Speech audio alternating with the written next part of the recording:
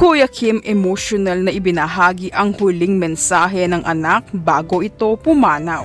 At Dingdong Dantes at Ann Curtis agad nagpaabot ng pakikiramay kay Kuya Kim.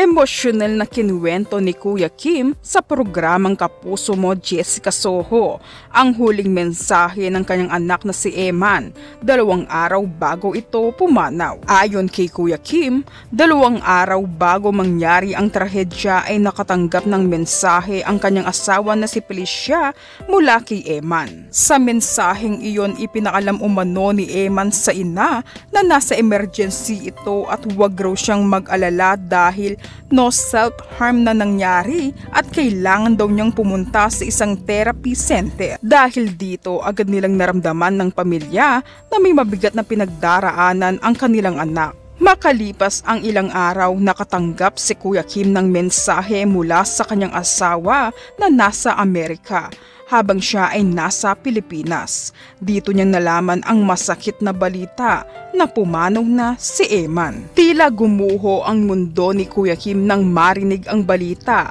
Nanlambot at naglamig at hindi niya maiwasang matanong ang Diyos kung bakit nangyari ito sa kabila ng palagi niyang panalangin para sa kaligtasan at kagalingan ng kanyang anak. Sa panayam ipinaliwanag ni Kuya Kim na matagal nang may mental health issue si Eman at dati na rin itong nagkaroon ng ilang pagtatangkang saktan ang sarili. Ganun pa man naniniwala siya na may dahilan ang lahat ng pangyayari. Para sa kanya hindi na sayang ang buhay ng kanyang anak at may mas malalim na plano ang Diyos sa nangyari. Bilang isang ama, ipinahayag ni Kuya Kim na walang mas hihigit na sakit kaysa sa pagkawala ng anak.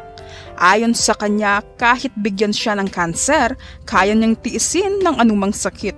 Ngunit ang mawalan ng minamahal na anak ay isang kirot na hindi maipaliwanag at walang katumbas. Dumalo naman ang malalapit na mga kaibigan ni Kuya Kim na makikita si Ann Curtis at ang kanyang matalik na kaibigan na si Dingdong Dantes.